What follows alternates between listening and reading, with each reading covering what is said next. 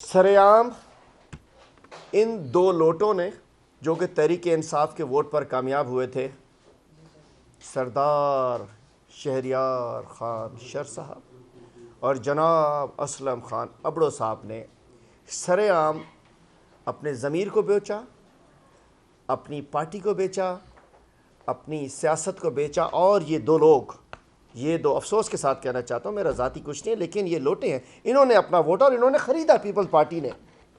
और उस वक्त बड़ी आवाज़ें करके हिसाब निकले थे, ओ पीपल्स पार्टी मार रही है, लेकिन ये उस वक्त बिक चुके थे।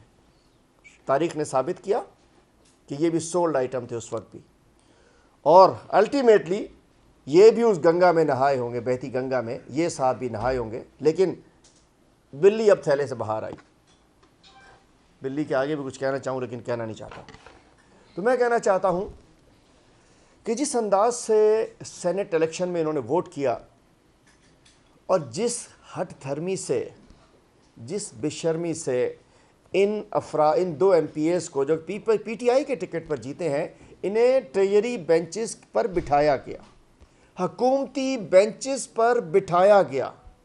मैं कहना चाहता हूँ इससे बड़ी अफसोसनाक सूरत-ए-हाल क्या हो सकती है कि तहरीक इंसाफ के टिकट पर चले, ठीक है, मुंह काला किया इन्होंने, अपना ज़मीर बेचा, अपने आप को बेचा, चंद पैसों की खातिर अपनी इज्जत बेची, वकार बेचा, लेकिन किस कानून के तहत पीपल्स पार्टी ने उनको अपनी बेंचों पे बिठाया? किस कानून के तहत स्पीकर साहब ने वहाँ इनको बैठने की सीटें अलॉट की? इससे स्पीकर साहब की जो एक वकार है, सेंटिटी है ईवान की, उनका जो वकार था, उन्होंने उसको पामाल कर दिया। और ये दोनों लोग उस सीटों पर बैठे हैं, गवर्नमेंट की सीटों पे। चलिए वो इलेक्शन हो गया, लेकिन उसमें बहुत सारे वोट पड़े थे। तो अगर एक हठ धर्मी कहते हैं कि नहीं जी हमने तो नहीं दिया, कुछ नहीं था। अब मैं आता हूँ 22 तारीख को होने वाले सेनेट इलेक्शन में। ये सेनेट इलेक्शन होता है, 2 रोज़ कबल यहीं हमारी मीटिंग होती है, उसमें करारदाद पास होती है। हमारे पार्लियामेंट्री लीडर साहब यहाँ मौजूद हैं। उस करारदाद का मतलब होता है कि हमने इस इलेक्शन से बाइकआउट करना है, एब्सटेन करना है। पार्लियामेंट लीडर साहब हमें मेमो जारी कर देते हैं, सर्कुलर जारी कर देते हैं, इन्फॉर्म कर देते हैं सारे MPs को। उसके बावजूद हम आके बाकायदा प्रेस कॉन्फ्रेंस में कर देता हूँ अपने कैंडिडेट समेत कि हम बाइकआउट कर रहे हैं। उसके बावजूद ये 4 MPs, ये 4 लोटे, ये 4 ज़मीर फरोश, ये 4 एहसान फरमोश, ये 4 पैसों के पुजारी, ये 4 इक़्तिदार के भिखारी, ये उस रोज़ आते हैं असम्बली में और आकर वोट देते हैं। साबित कैसे होता है? इस दफ़ा पकड़े गए हैं। वो कहते हैं ना, सयाना कौवा दोनों टांगों से फंसता है, जब फंसता है तो चारों फंस गए। इस दफ़ा, पिछली दफ़ा तो कहते हैं ना हम चैलेंज नहीं कर सकते थे, इस दफ़ा हमारे उम्मीदवार को गो के हमने बाइकआउट किया था, 1 वोट नहीं पड़ा और पीपल्स पार्टी को 99 वोट पड़े, 2 रिजेक्ट हुए और इन्होंने वोट डाला। इसका मतलब है कि इन्होंने पार्टी से बेवफाई की, इन्होंने पार्टी के ख़िलाफ़ गए। और ये लोग तो ऑफिशियली पार्टी ज्वाइन भी कर चुके। उससे आर्टिकल 63A(1) इन पे लागू होता है कि इन्हें डिस्क्वालीफाई किया जाना चाहिए। और मैं समझता हूँ उसूल भी कहता है कि जिसकी पार्टी की टिकट पर आप आए, अगर आप माशाल्लाह कोई गैरत आपके अंदर थोड़ी बहुत भी है, तो पार्टी छोड़िए, जाइए पीपल्स पार्टी से लड़ लें बेशक। अब मिसाल है, मिस्टर गबोल का हमने लोटे पे नाम तस्वीर लगाई हुई है, लेकिन इससे पहले कादिर बख्श गबोल साहब हमारी पार्टी में तो छोड़ के चले गए, हमने कुछ नहीं कहा। जान मोहम्मद गबोल साहब तो पार्टी में तो चले गए। पार्टी में रहना छोड़ना सबका इख्तियार है, कोई हमारे साथ आता है जाता है उसको हम, लेकिन हमारी पार्टी का MPA होते हुए हमारा वोट खिलाफ देना, इन पे तो हमने अपने कारकुनों को रोका हुआ है। गुज़िश्ता रोज़ भी 250-300 लोग इनके हल्के के इनके घर की तरफ जा रहे थे, हमने रोका हुआ है। लोग इनके मुंह काला करना चाहते हैं, लोग इनके घरों में तवे टांगना चाहते हैं, लोग इनको माफ़ नहीं करेंगे। इमरान खान के वर्कर्स माफ़ नहीं करेंगे। तो मैं समझता हूँ कि जो इन्होंने किया, इन्होंने ज़्यादती की। मैंने स्पीकर साहब को ख़त भी लिखा है और हम इनको डिस्क्वालीफाई भी कराएंगे। और मैं समझता हूँ कि इनके हल्के के अवाम को इनका नाटका बंद करना चाहिए, इन पे अदम एतमाद करना चाहिए। इनकी बरादरी के लोगों को इनसे कहना चाहिए कि आपने बरादरी की पग को, बरादरी की टोपी को आपने मुतासिर किया है। और मैं समझता हूँ कि आज जिस अंदाज से सिंध में सिविलियन डिक्टेटरशिप चल रही है, पीपल्स पार्टी जो जमहूरी पार्टी कहलाती थी, जमहूरियत के राग अलापती थी, جمہوریت کی بات کرتی تھی، آج پیپلز پارٹی نے اپنا، میں سمجھتا ہوں کہ شاید کہ انہوں نے وہ بھٹو کی پارٹی و بینظیر کی پارٹی کو ختم کر دیا ہے۔ اور آخر میں چھوٹی سی بات کر کے میں خرم بھائی کے حوالے کرتا ہوں، میں کہنا چاہتا ہوں بلاول زرداری صاحب اسلام آباد میں تو کانپیں ٹانگ رہی تھیں آپ کے پہنچنے سے، ایک ایسا مارچ نکالا جو آگے تماشا ہی بن گیا۔ 10 روز کے بعد آؤٹ کم کیا تھی؟ تماشا۔ اور میں کہنا چاہتا ہوں، میں بتائیے کہ جب آپ کہاں تھے جب ایڈز لاڑکانہ کو لگی، تو اس وقت آپ کی کانپیں کیوں نہیں ٹانگ رہی تھیں؟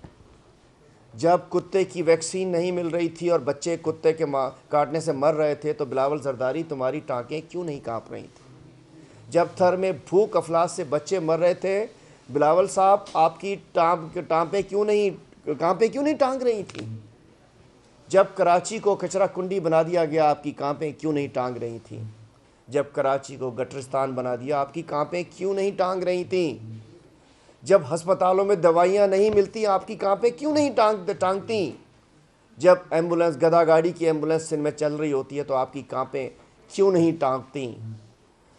جب سندھ کے ڈیسکیں 29 ہزار کی خریدی جاری ہو رہی ہوتی ہیں، آپ کے وزیر خریدتے ہیں، تو آپ کی کانپیں کیوں نہیں ٹانگتی؟ جب سندھ میں 1400 ارب کی کرپشن ہوتی ہے، تو آپ کی کانپیں کیوں نہیں ٹانگتی؟ اس کا جواب انشاءاللہ لیں گے۔ اور میں محترم اسپیکر صاحب سے درخواست کرتا ہوں، براہ کرم ان دونوں لوٹوں کو سیٹوں سے ہٹائیے اور ان دونوں لوٹوں کو بھی نئی حکومتی سیٹوں پہ نہ بٹھائیے، ورنہ سندھ اسمبلی میں وہ تاریخی احتجاج ہوگا، اور اس دفعہ اسپیکر صاحب پہ بھی ہوگا۔ کسی آئینی، قانونی، اخلاقی، ہمیں لوٹا کریسی نہیں چاہیے، لوٹا کریسی نامنظور، ہمیں ڈیموکریسی چاہیے۔ یہ لوٹا کریسی پیپلز پارٹی جو کر رہی ہے، اس کو سندھ کے عوام بھی جانتے ہیں کہ یہ خرید و فروخت پہ یقین رکھتی ہے۔ ہمارے ایم این ایز کو آفرز کر رہے ہیں، جیسے انہوں نے پہلے ناصر شاہ صاحب نے اور گیلانی صاحب کے بیٹوں نے آفرز کی تھیں اور پکڑے گئے تھے، خرید و فروخت کی دکان لگا رہے ہیں۔ لیکن الحمدللہ کوئی ایم این اے ہمارا بکنے کو تیار نہیں ہے، اور ملنے کی ہم نے چھوٹ دی ہوئی ہے، اور میں سمجھتا ہوں کہ انشاءاللہ 172 تو کیا 162 لوگ بھی یہ نہیں لا سکیں گے۔ انشاءاللہ تحریک عدم اعتماد ناکام ہوگی، عمران خان صاحب کو پوری عوام کا اعتماد حاصل ہوگا۔ آپ نے کچھ دن پہلے وہاڑی میں دیکھا، گزشتہ روز دیر میں دیکھا کہ عمران خان کے ساتھ لوگ کھڑے ہیں، اور انشاءاللہ یہ تمام لوگ جب دیر سے نکلیں گے، وہاڑی سے نکلیں گے، کراچی سے نکلیں گے، کوئٹہ سے نکلیں گے، ملتان سے نکلیں گے، لاہور سے نکلیں گے، میاں والی سے نکل کے ڈی چوک کی طرف آئیں گے، تو بلاول زرداری آپ کی اور آپ کے چاچو نواز شریف، خالو فضل الرحمان اور اس پورے ٹولے کی انشاءاللہ ٹانپیں کانپ جائیں گی۔ اب ان کو ذرا بٹھا دیجیے، بہت ہو گیا۔ جی اعوذ باللہ من الشیطان الرجیم، بسم اللہ الرحمن الرحیم۔ دیکھیں جی، یہ بات تو آج ثابت ہو گئی ہے کہ جس طریقے سے ہم وزیر اعظم عمران خان صاحب کے جلسے دیکھ رہے ہیں، اور جو ان جلسوں کے اندر ہمیں جذبہ نظر آ رہا ہے، جو ایک جنون ہے، اور یہ پچھلے ایک ہفتے کے اندر جس طریقے سے ہم نے یہ دیکھا کہ پوری پاکستان کی عوام جو ہے وہ تیار ہو گئی ہے عمران خان کے ساتھ کھڑے ہونے کے لیے، تو میرے خیال سے اب لگ پتہ جائے گا ان تمام 3 ایڈیٹس کو کہ ان کے ساتھ ہونے کیا والا ہے۔ لیکن دیکھیں، اس میں سب سے بڑی بات، جو اہم بات ہے، وہ یہ ہے کہ ہم بار بار جو ایک چیز کو ہم ہائی لائٹ کرتے رہتے ہیں، وہ ہے اس صوبے کی سب سے بڑی بیماری آصف زرداری، زر کا پجاری آصف زرداری، اور ہمیں بار بار لوگوں کو یہ یاد دلاتے رہنا ہے کہ زرداری، تم نے جس طریقے سے اس صوبے کی تباہی کے اندر اپنا رول پلے کیا ہے، جس طریقے سے آصف علی زرداری تم نے صوبے سندھ کے لیے ایک بربادی کی شکل بن کر تم ثابت ہوئے ہو، آصف علی زرداری تم نے جس طریقے سے صوبے سندھ کے لوگوں کی چیخیں نکالی ہیں، آصف علی زرداری تم نے جس طریقے سے سندھ کے لوگوں کی جو چھوٹے چھوٹے مسائل کو زندگی میں اتنے بڑی مشکلات کی شکل کے اندر تم نے اس کو بنا دیا ہے، اس صوبے کے اندر جو سب سے بڑا جو مسئلہ ہے وہ آصف علی زرداری ہے۔ آصف علی زرداری نے جس طریقے سے صوبے سندھ کے لوگوں کو مصیبت کے اندر ایک مبتلا کیا ہوا ہے. میں سمجھتا ہوں کہ اب یہ وقت آ گیا ہے جس طریقے سے وزیر اعظم عمران خان نے کہا کہ ان کا سب سے جو ہوگا وہ زرداری ہوگا. سو میں سمجھتا ہوں کہ صرف یہ عمران خان کی ذمہ داری نہیں ہے, یہ اس وقت ذمہ داری پورے پاکستان کی قوم کی ذمہ داری ہے. اس شخص کو اس کی منزل تک پہنچانا بہت زیادہ ضروری ہے. اگر آج صوبے سندھ کے لوگ پینے کے پانی سے بھی جو ہیں, پینے کا پانی بھی اگر سندھ کے لوگوں کو میسر نہیں ہے تو آصف علی زرداری اس کے ذمہ دار بھی تم ہو. اگر سندھ میں آج جو کرپشن کا بازار گرم ہے, اگر آج نہیں پچھلے 14 سالوں سے جو آڈیٹر جنرل آف پاکستان کتابیں چھاپ رہا ہے, سندھ کے اندر جو کرپشن ہو رہی ہے, جو لوٹ مار ہو رہی ہے, اس کا ذمہ دار بھی آصف علی زرداری ہے. آصف علی زرداری نے جس طریقے سے صوبے سندھ کے اندر تباہی لے کر آئے ہے, مطلب آپ اندازہ لگائیں کہ 14 سال کے اقتدار کے اندر بھی ان کی حکومت جو ہے وہ عوام کے جو بیسک نیسیسٹیز والے جو مسائل ہیں اس کو حل نہیں کر سکی ہے. آج اگر صوبے سندھ کے اندر عوام کے پاس پینے کا پانی نہیں ہے تو اس کا ذمہ دار نمبر 1 پہ آصف علی زرداری ہے. آج اگر صوبے سندھ کے اندر بچوں کے پاس اسکول میں تعلیم نہیں ہے تو آصف علی زرداری تم اس کے ذمہ دار ہو. اگر آج تھر کے اندر بچے بھوک سے مر رہے ہیں تو آصف علی زرداری تم اس کے ذمہ دار ہو. آج اگر لاڑکانہ کے اندر لوگ جو ہیں وہ ایڈز کے مریض ہوئے ہیں, جو کہ ایشیا کے اندر نمبر 1 رینکنگ کے اوپر جو ہے یہ شہر آ گیا لاڑکانہ کا, اس کے ذمہ دار بھی آصف علی زرداری تم ہو. اگر صوبے سندھ کے اندر بچے جو ہیں وہ کتوں کے کاٹنے سے مر رہے ہیں اور ریبیز کی ویکسین نہیں, آصف علی زرداری اس کی بھی ذمہ دار تم ہو. اگر صوبے سندھ کے اندر ہسپتالوں کا نظام تباہ حالی کا شکار ہے تو آصف علی زرداری اس کی بھی ذمہ دار تم ہو. اس کی وجہ کیا کہ تمہاری بہن ذمہ دار ہے آج صوبے سندھ کے ہیلتھ کے نظام کی, وہ جو ہے محترمہ ہیلتھ منسٹر ہیں. اس صوبے کے اندر جتنی تباہی آصف علی زرداری تم نے مچائی ہے, تمہاری وجہ سے اس صوبے نے جتنا نقصان اٹھایا ہے, یہاں پہ لوگوں کو جتنی پریشانی ہوئی ہے, ان تمام چیزوں کے ذمہ دار تم ہو. تم نے آصف علی زرداری اپنے لوگوں کو یہ سکھایا کہ ملک کے اندر کس طریقے سے 2 نمبری کرنی ہے. تمہارا نام مشہور تھا 10% سے, تم نے آج ان معاملات کو 10% سے اٹھاتے ہوئے 60-70% تک لے کر آ گئے ہو. یہ محترمہ کی سیاسی جماعت نہیں ہے. میں لوگوں کو بتانا چاہتا ہوں کہ آج صوبے سندھ کے اندر زرداری لیگ ہے جو کہ چل رہی ہے. اس زرداری لیگ سے مقابلہ کرنا دیکھیں, میں یہ سمجھتا ہوں حفیظ صاحب کہ یہ وقت ایسا ہے کہ اس وقت ہر شخص نے یہ فیصلہ کرنا ہے کہ اس نے کس طرف جانا ہے. یہ کوئی چھپی ہوئی ڈھکی ہوئی بات تو نہیں ہے. پاکستان میں تو نہیں صرف کہا جاتا ہے کہ یہ جو سیاست دان ہیں انہوں نے ملک کا حال کیا کیا, یہ تو ہر گھر کا بچہ جانتا ہے. پوری دنیا اس بات میں یہ لوگ مشہور ہیں. آج آپ گوگل کریں, آپ گوگل میں جا کے پوچھیں ان کے زرداری کے جو ہے کریکٹر کے بارے میں پوچھیں, ان کے بارے میں ذرا جا کے اب تھوڑی سی ریسرچ کریں تو گوگل آپ سے کیا کہے گا. سو یہ وقت میں سمجھتا ہوں ایسا ہے کہ ہر شخص نے, اس کے پاس کوئی چوائس نہیں ہے, اس نے عمران خان کے ساتھ ہی کھڑا ہونا ہے. ان کا کوئی فیوچر نہیں ہے, نہ آپ کو پیپلز پارٹی کا کوئی فیوچر نظر آ رہا ہے, نہ آپ کو PMLN کا نظر آ رہا ہے. اگر کوئی سیاسی جماعت اس وقت پاکستان کے ساتھ مخلص کھڑی ہو تو صرف عمران خان کی جماعت ہے جو کہ تحریک انصاف ہے. یہ ضرور اکٹھے ہو گئے ہیں, ضرور ایک طاقت بن کر سامنے آ گئے, لیکن پاکستان کی قوم آج اس وقت دیکھ رہی ہے کہ عمران خان جہاں پہ آج سے 23 سال پہلے جو بات کرتا تھا آج بھی وہی بات کر رہا ہے. مجھے اللہ کی ذات کے اوپر پورا یقین اور پورا بھروسہ ہے کہ انشاءاللہ تعالی اس تحریک کے اندر عدم اعتماد کی, اس کے اندر وزیر اعظم عمران خان کامیاب ہوں گے اور اس کے بعد پاکستان کی صحیح معنوں کے اندر ترقی جو ہے وہ شروع ہوگی. آپ لوگ اپنے آپ کو کپتان کا ٹائیگر کہتے ہیں. خان صاحب نے گزشتہ جب گورنر ہاؤس آئے تھے انہوں نے یہ کہا تھا کہ بلاول زرداری کو اپنی اردو سکھا دو.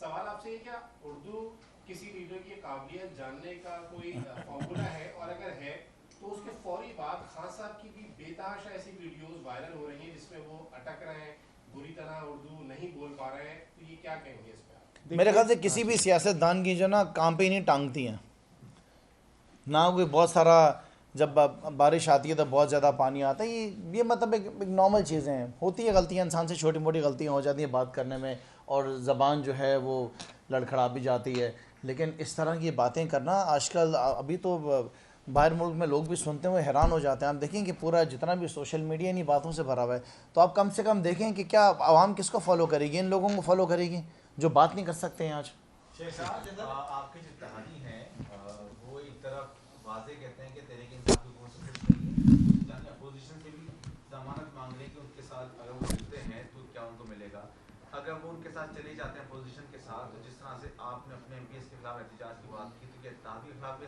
एहतजाज करेंगे? दूसरा, खानसाब ने गुज़िश्ता रोज़ कहा कि न्यूट्रल तो सिर्फ जानवर होता है, तो इसकी वजाहत करें, इससे क्या मुराद है? दो बातें। एक तो मैं बता दूं कि जैसे मैंने पहले कहा कि गबोल बरादरी के 2 लोग हमें पार्टी छोड़ के गए थे, हमने कुछ नहीं कहा, उनका इख्तियार है, आज़ाद, हर शख्स अपने फैसलों में आज़ाद है। तो जब कुछ शख्स आज़ाद है तो पार्टी भी आज़ाद है। इन पे हमें एतराज़ क्या है कि हमारे वोट से आने के बाद तहरीक इंसाफ से MP होने के बाद उन्होंने तहरीक इंसाफ से हट के वोट किया, इसलिए हम इन्हें सब कुछ कह रहे हैं। इत्तेहादी हमारे इत्तेहादी हैं, लेकिन वो अपने फ़ैसले करने में आज़ाद हैं। अगर वो हमारे साथ हैं तो हमारे इत्तेहादी हम उन्हें वेलकम करते हैं, अगर वो समझते हैं कि हमारे साथ नहीं है तो भी सियासी जमातें हमारे उनसे राब्ते रहेंगे। ये हमारा सिर्फ उन ज़मीर फ़रोशों के ख़िलाफ़ हमारा स्टैंड है जिन्होंने अपना ज़मीर पैसे लेके बेचा। अगले दिन एक MP है तो गाड़ी ख़रीद रहा था शोरूम में जाके। मैं कहना चाहता हूँ इतने बदकिरदार लोग भी आ गए, अगले दिन शोरूम में जाके गाड़ी ख़रीद रहा था। ये गाड़ी क्या करेंगे, इस गाड़ी इज़्ज़त नहीं तो गाड़ी क्या करेगी? तो इत्तेहादी। लेकिन बता दूँ, अब अल्हम्दुलिल्लाह पीर साहब पगारा के लिए बड़ी एक वो गर्म की गई खबर कुछ सहाफ़ियों की जानिब से पीर साहब ने मना कर दिया, तो अल्हम्दुलिल्लाह मैं सलाम पेश करता हूँ पीर साहब पगारा को, GDA को, फंक्शनल लीग को। आज पीर साहब का बयान आया हुआ है कि आखिरी इत्तेहादी मैं साबित होऊंगा जो खड़ा होगा इंशाअल्लाह। और उन्होंने कहा कि मजबूरी की वजह से हम उस दिन मुलाकात नहीं हो सकी थी, चूँकि वो यहाँ थे नहीं, तो हम साथ खड़े हैं। उनके सेक्रेटरी जनरल का बयान आ चुका है, उस रोज़ उनके MPs यहाँ आके चले गए। तो मैं कहना चाहता हूँ कि अल्हम्दुलिल्लाह इत्तेहादी इंटैक्ट है, इत्तेहादी हमारे साथ हैं। अच्छा, इशूज़ हल्की फुल्की लव स्टोरी चल रही होती है, लेकिन बिल्कुल खातिर जमा रखें, कोई ब्रेकिंग न्यूज़ नहीं आने वाली इंशाल्लाह।